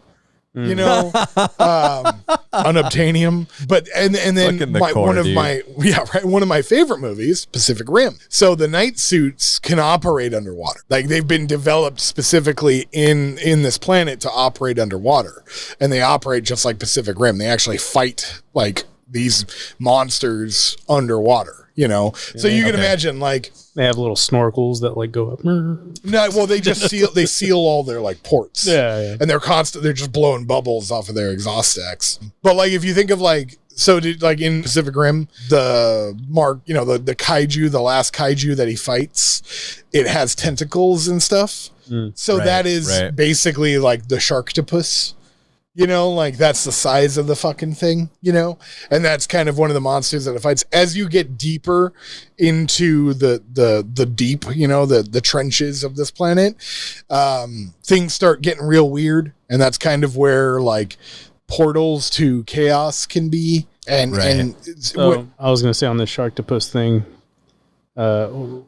what do you think it looks like, Ryan? Oh yeah, that's a good one actually. Oh, the Sharktopus? Yeah. Unfortunately, I've seen the Sharktopus you've movie, seen the movie? so I Yeah. have. Yeah, I have. There's actually a movie called in my Sharktopus. head. So that's what you think it looks like? The Sharktopus? That's what you think it looks like? No, I have a little bit different. I mean, it's similar, but But you're thinking like that movie. I would imagine Tom's got a much better idea. I literally, because I know what the Sharktopus looks like, I have it in my head. Now, the Piranha Conda I see as like a two-headed, like an eel, but it's got two heads. So, one on each side. and not one on each side. What they come out next to each other. Shits out its is that mouth. the ass end or the front end? So they come out next to each other, and there's distance between them. So you've got instead of the heads being really close to each other, so they're locked, you can actually have this thing like kind of encircle prey and bite it from two sides. Oh, okay. But it's one creature. I was thinking the opposite way. So like for a Sharktopus, like for me, it'd almost be like a squid. So it looks like a shark, but its face opens up into tentacles. So that's actually a squid shark. Oh, that's actually God, So that's the difference, horrifying. kind of like the Demogorgon. Yeah, so that That's actually horrifying. I love it. So that's a squid shark. There are two, or a cuttle shark. I hadn't decided on which name yet. But a Sharktopus. So the difference between an octopus and a squid, right? An octopus, it propels itself With its tentacles. A squid propels itself with its jets. Yeah. So it lanes its tentacles up like an arrow and shoots itself that way. So yes, what you're talking about is a squid shark, and I actually have a picture of that. That is a squid shark. Yeah, very similar to what I was It's thinking. like kind of like an eel almost, but it has some tentacles, but they're like its mouth that opens up. But the Sharktopus is like the bulbousy part of an octopus. That's actually the head of the Sharktopus. And then its tentacles, it actually kind of operates like hands. So it's almost like it's like a really shitty sunflower. You know what I mean? Like, If you dip into our chat really quick, I just shared a picture. Is it of a squid shark? No, I have another fictional world that I've been writing called the Startide Expanse. It's all like sci-fi stuff. I just posted one of the alien races, and like I think you'll dig it. So imagine that walks on all fours with a tail, and that's basically a werewolf. Got you. So that's an Anatoly galaxy renowned for being bounty hunters, but they come from a water planet. And as you can see, it's essentially a shark person, and their guns are handcrafted, and they only hold 3 rounds at a time. They're so good at bounty hunting that they basically have these like really specialized like weapons. They're known for producing like artisan weapons and Their rounds are like Who Framed hunting. Roger Rabbit. Like they all have personalities. No, like Dude, like that'd be they're dope. Right. it's more like a pride thing. Like they're so proud that Yeah. if they can't bring down a quarry with 3 shots, they've failed. Yeah, they look very similar to like Zora from Zelda. I wonder if that Zelda? I wonder if that wormed its way into me. But I have a full I'm working on a full painting of them. They're one of the races that I like specifically made because I really like that idea. And I was like, as Tom was describing this world, I'm like, oh man, these things would totally fucking live there. Totally. They get along fine. Yeah, so I mean that's totally that's another aspect of that too, you know, like that's a part of it. Like I said, like I want people They to ride have sharktopusses, sharktopie. I'm telling you, dude, the werewolf is where it's at. Well, Here, werewolf. Ryan, I'll send you a No, picture. dude, that's just a floating potato. I'm telling you, that's like the bread and butter. What's of so fucked up is that I can actually see in like perfect what his version of that is. Like What I could Marky's just describing see it. or what I Yeah. described? Yeah, like what Mark is describing. Like I can see it so perfectly in my head, and I hate it. So I was literally picturing like a great white shark with a kind of blunter nose. So the nose is a little flatter. The teeth are a little bit closer to being out. Oh, holy shit. That looks dope as shit. The werewolf. I was thinking almost exactly the same fore and back limbs. Just no, like this thing's got a neck to it. I was thinking like a great white shark's face. Yeah. But the whole idea being it swims really close to the shore and then it like rushes up and grabs you and rips you back down. Yeah. It looks a lot like that thing from Avatar that you always talk about. The the Cathanosaur. Yeah, it looks like an aquatic version of that. So actually, so bringing up Avatar brings me to a very, very important thing I want to talk about when it comes to creating worlds and writing them. Ponytail vaginas. Yes, that can come into this. I call them genital tentacles, but that's all right. They're so gentical when they touch so gentical. I'm sorry. In Avatar, right? They have a lot of animals that they showcase, right? And then you have the avatars or the Na'vi, as they explain them. And I just had a thought. So you know how like Chun-Li has those like buns? What if like those are the nuts? What? Jesus Christ, her tongue Marky. is like the squid tentacle thing. I don't know. That'd be a great blowjob. I'd still do it. But very sensitive. Hey, $25 is $25. Okay. Right? Imagine a tongue if it had that and it just like grabs your dick. I could. My dream for the longest time. Was no to get teeth. my dream for the longest time was to get with a chick who had a split tongue. Oh, dude, right? That could actually like maneuver. It almost happened to me twice, and I choked the last minute and screwed it up. That's not one of those times where you wish you had a smaller dick, so that way you can be like, yeah, wrap it around. All the way around. Right. I actually really wanted to split my tongue for a long time. That's Really? in the context that I was just talking about. It rather makes me Uncomfortable, but that's all right. You're like, I totally retract everything I just said right now. Like oddly enough, it's modification. I mean, I one did of the too, body to be modifications that I wanted to do. One of the I've always wanted horns. You can get like subdermal implants. I've always wanted that my whole life when I was a kid. Starting from when I was a kid. Anyway, Avatar, right? World writing. So on the planet, what? Sorry. So you know how they used to have those Nikes that you could pump up? You could get, you can get that for your dick now, right? God damn it! They make, Let me finish, Ryan. That's the thing. They talked about that. There was a movie. They talked about that. What's his name was in it? Now my joke's ruined. All right, I'm just saying. joke's ruined. Right. Are you done? Yeah, I am. Sorry. So in the context of world building and writing for Flora and Fauna in Avatar, I love the film. I think it's a great story. I love the idea of the planet of Pandora, all that stuff. They made one crucial mistake, which bothers me, which you can do. Totally. I understand. But there are certain like guidelines I like to follow when I come up with animals for a planet. And that is the like for like, right? So on Earth, when you think about animals, right, in the animal kingdom, not counting insects, everything has 4 appendages. I mean, limbs, right? You've got dogs, cats, monkeys, echidnas, things like birds. Even they have 2 wings and they have 2 feet. Certain things have 4 feet, but they have 4, appendages, limbs, right? And we do too. In Avatar, they have 4 and everything else has 6. So that was one of the things that led me to believe, especially in that world, and this may be true, maybe the writers were going for that, but technically the Na'vi are aliens. Because on that planet. Yeah, because if you think everything there, the horses have 6, the dog things have 6, the Black Panther thing, the Cathanator that I've said, the rhinoceros thing, they all have 6. Even the little lizard thing that they have flies by for a split second, 6. The lemurs, the lural lemurs they called them or whatever, those have 6. They all have 4 arms and 2 feet, or they have 6 feet.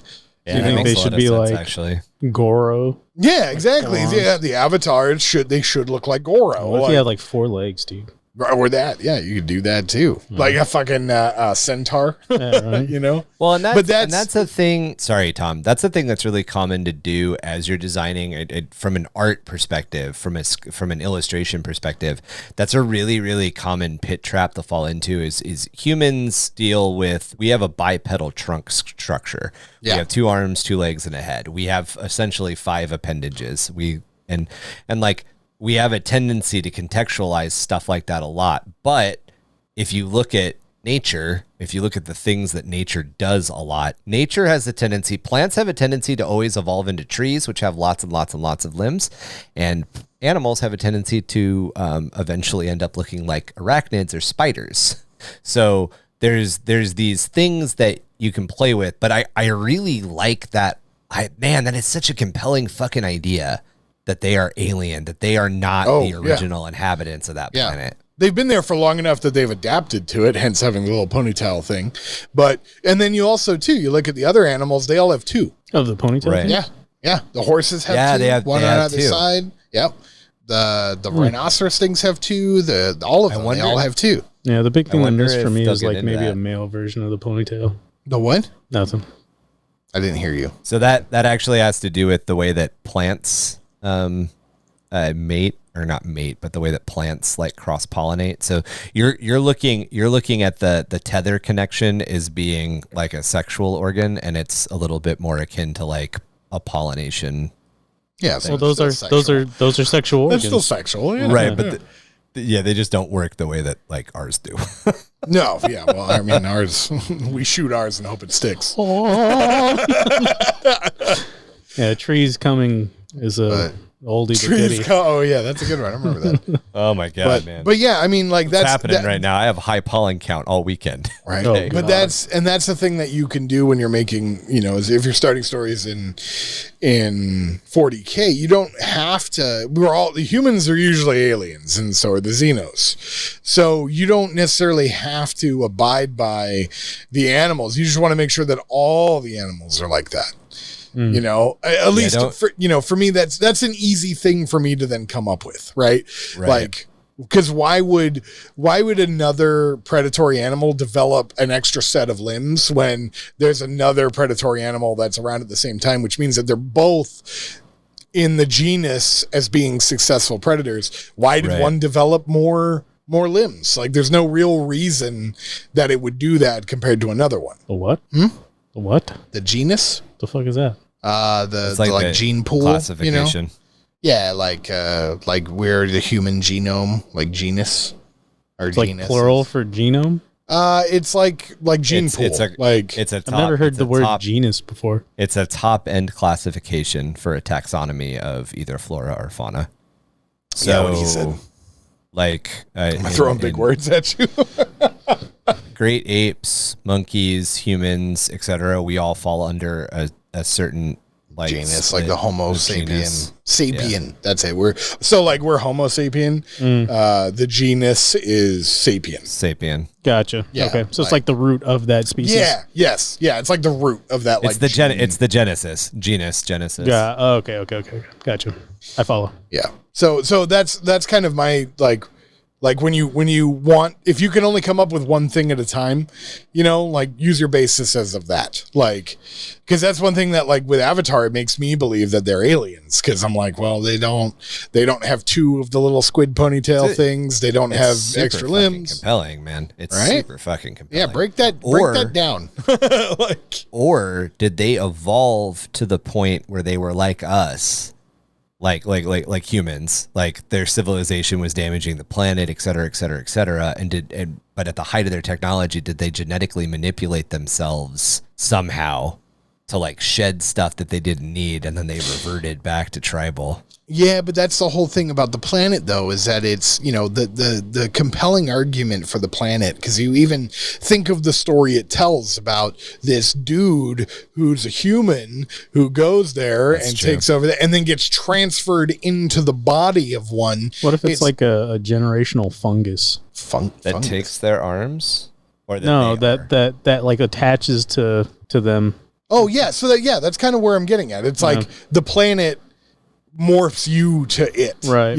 So I don't think like Ryan's saying, like that they evolved and then had it removed, and I can't follow that too much, because the planet is too strong. Like the planet is all about bringing things to it, right. So it's more compelling to me that they were a hive mind, essentially. So yeah, exactly. And then you're becoming a part of it. It's what do they call that?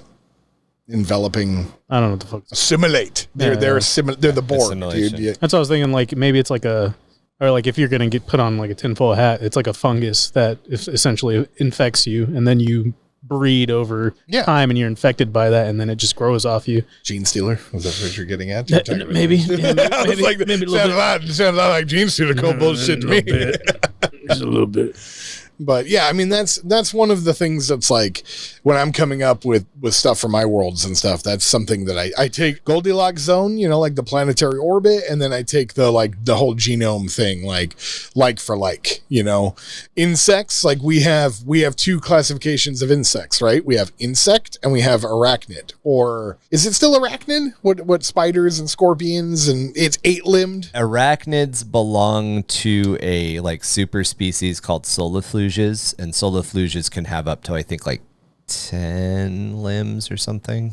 It's more than 6 is basically what I'm getting at, because six limbs is an insect. Anything larger than that is whatever the classification were, spiders and scorpions. No, it's like a centipede is. Centipede is based in the same classification as like a spider or a scorpion, because they both have they've got like a super classification, essentially. Not a super class. They've got centipedes, millipedes, caterpillars. Caterpillars. Most caterpillars still only have actual 6 limbs, like a millipede, or not millipede. There's a mealworm, I think is what it's called.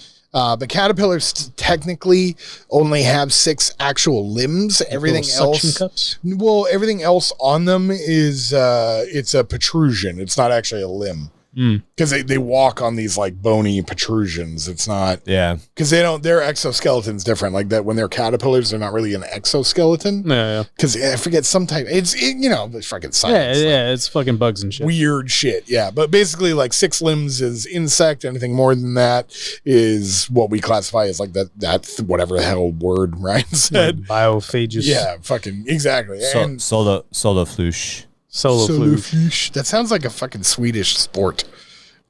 You guys want to go solifluge this weekend? Like camel spiders are a solifluge. They're not technically a spider.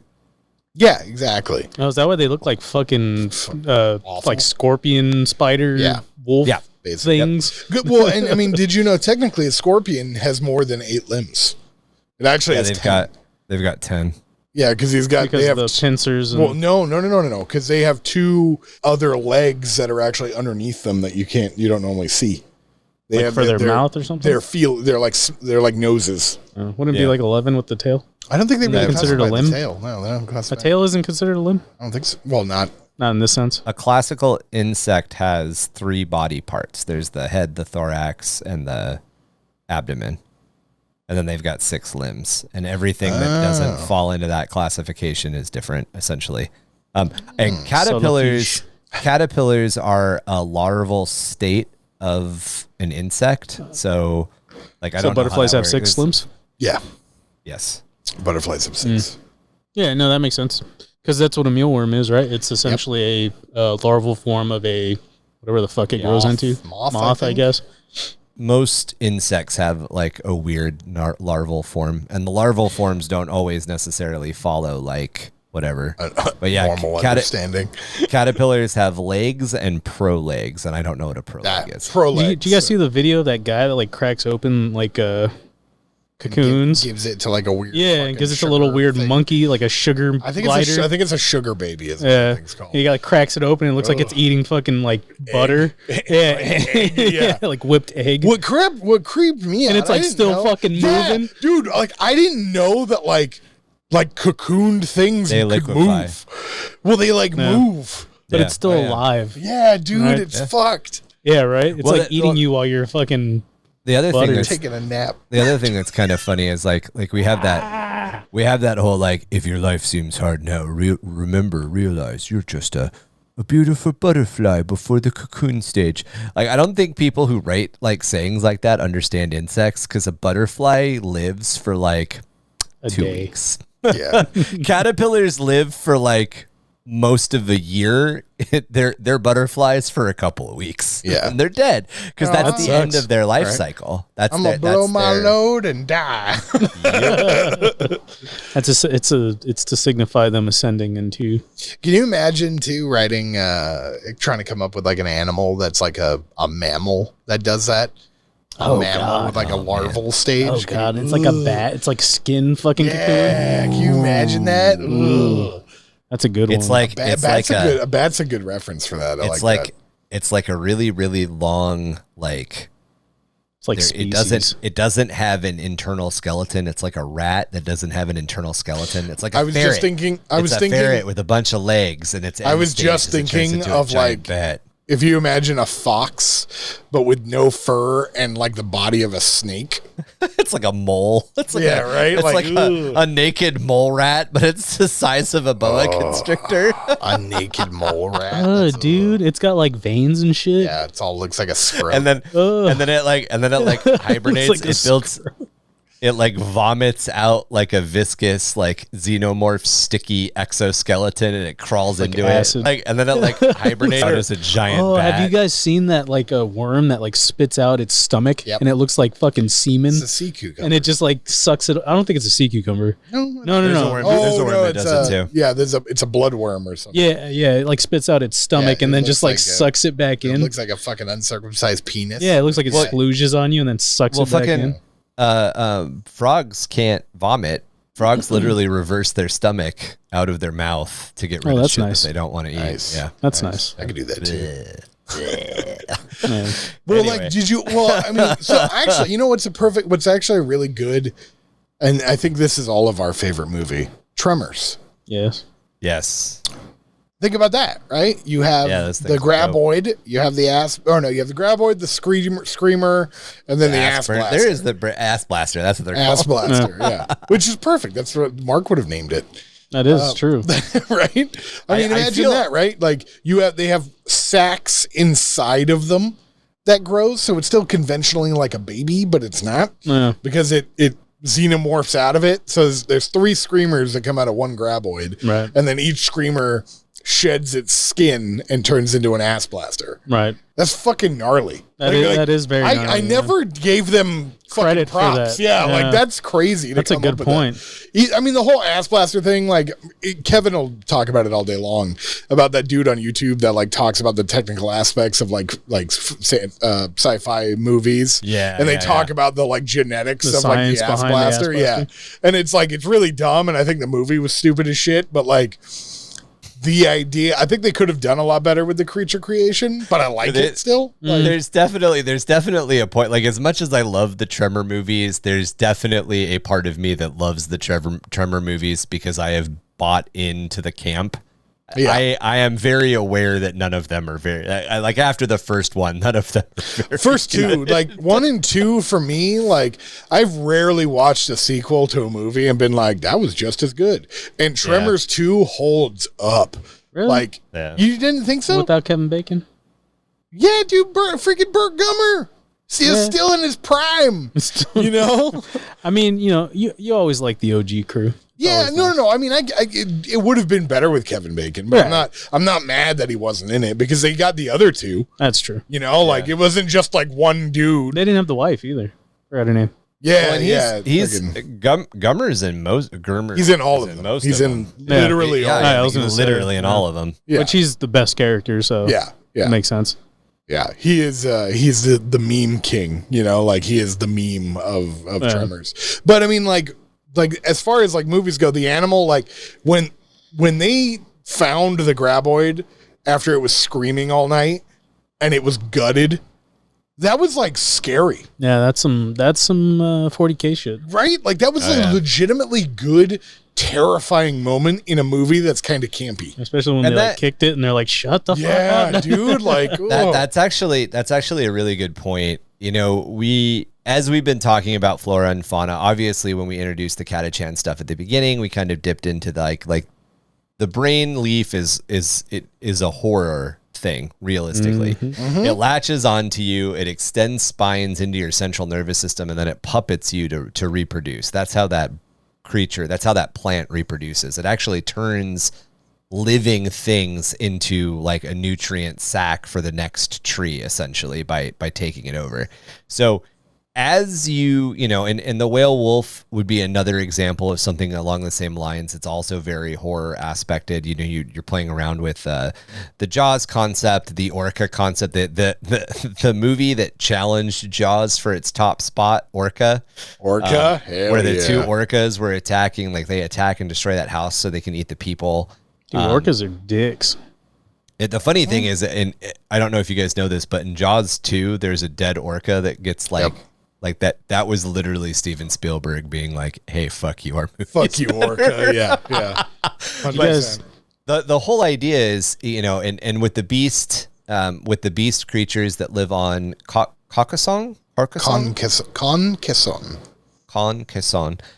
again, would be a very, very terrible. It's something that haunts you. It stalks you at night. It's capable of ripping your face out and stuff like that. So always remember, and dissecting the Tremors creatures and how they like reproduce and what they really mean at the end of the day, that the whole idea of every single one of these things that we've introduced, as silly as they might sound, or is kind of generically pulled out or just smashed together as it might seem, as we delve into and as we design this stuff, or as you design your stuff, as Tom has designed his stuff, you know, the idea starts somewhere, but it's still 40K. So you're going to kind of develop towards that, or you don't have to, but you're going to kind of, in general, tend to develop towards that. What is the horror aspect of what I'm working on?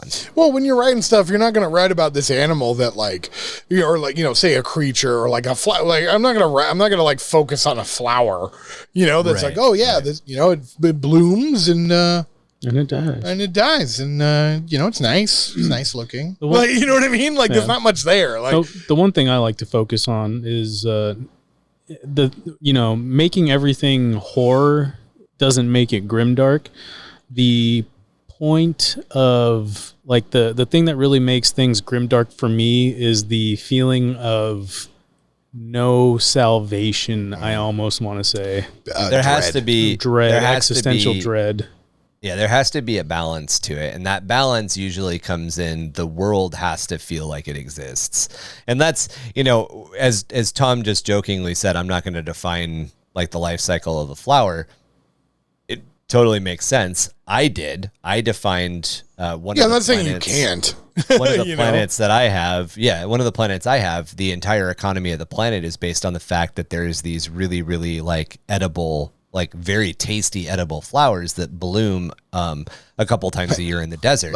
And the entire planet's, what's that? It's like Willy Wonka. The lotus eaters. Is that where you're getting at? No, I was actually thinking, you know, like out in Borrego, the blooms that Oh, like the super people blooms? flock to. Yeah. Everybody goes and takes pictures of. I was like, that's a neat idea. What if those flowers were all edible? And what if that was the basis for this planet's economy? So that's it. There are people who hunt these blooms.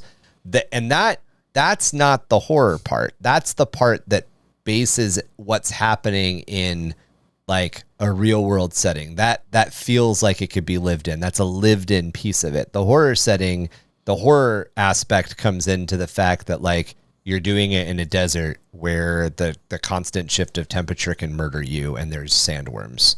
Yeah. In it and stuff like that. You play around with, okay, here's the normal way that the planet functions. Like with Tom's planet, Catachan, there's this entire cycle of, you know, everybody. It kind of made me think, not Redwall, but one of the movies when we were kids with like, they were really, all the animals were really focused on harvest time. They had to get enough food for harvest. And if they didn't get enough food for harvest, like people Bugs were going Life? to die. Oh yeah, It wasn't a Bug's Life.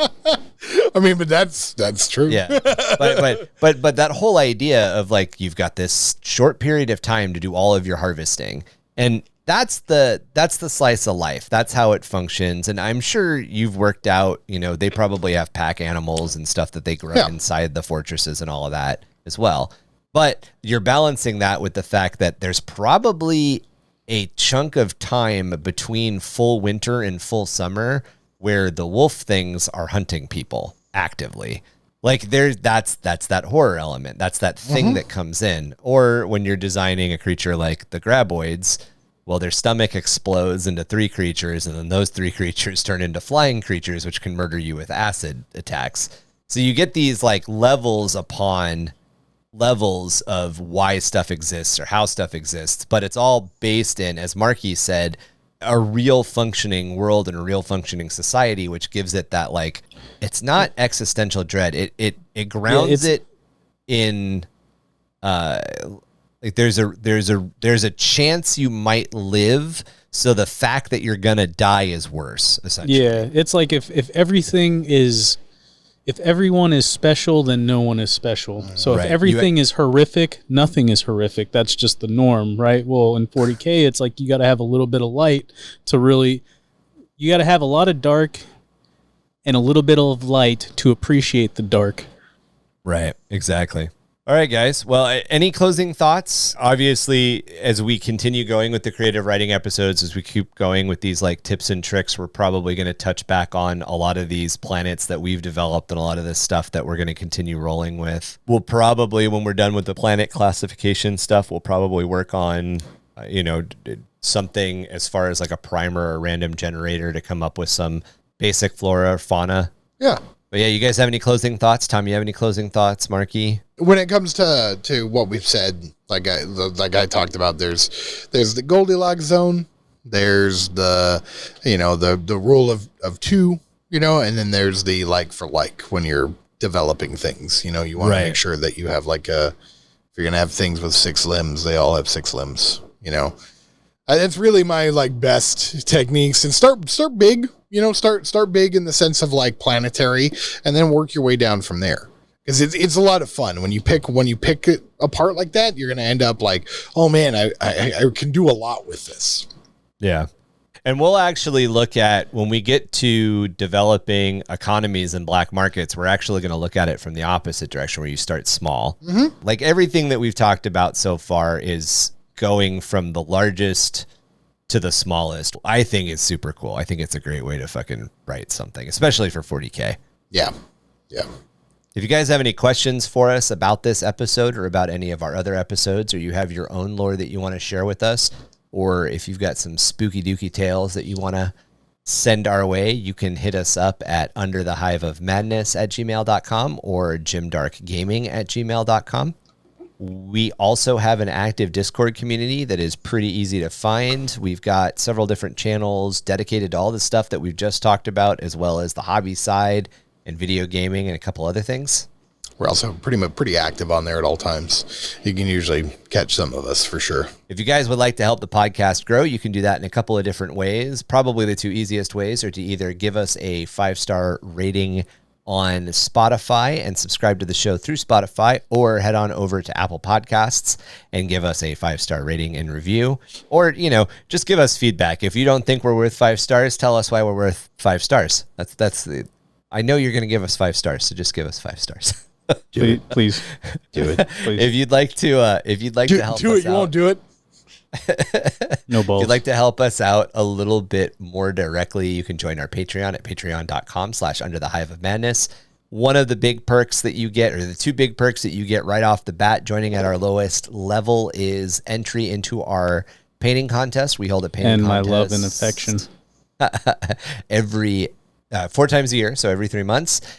We give away a trophy. We give away a red squig trophy, which we think is pretty damn cool. The other thing that you get right off the bat is access to our video podcasts. So if you're listening to us right now, know that you can also look at our beautiful faces. Honestly, as silly as it sounds, and not because I want you to look at me, but I think through a lot of the editing that's done, it turns out being like one of the best ways to watch. I even watch it myself, and I live this, so it's I find that to be very entertaining and worth the subscription alone, to be honest. Yeah, we also have a couple of other perks, as I mentioned earlier on in the episode, and as you guys may have gotten the clue as we've worked through this, we are developing some resources that can be used for world generation, as well as some resources that could potentially be used for some role-playing stuff.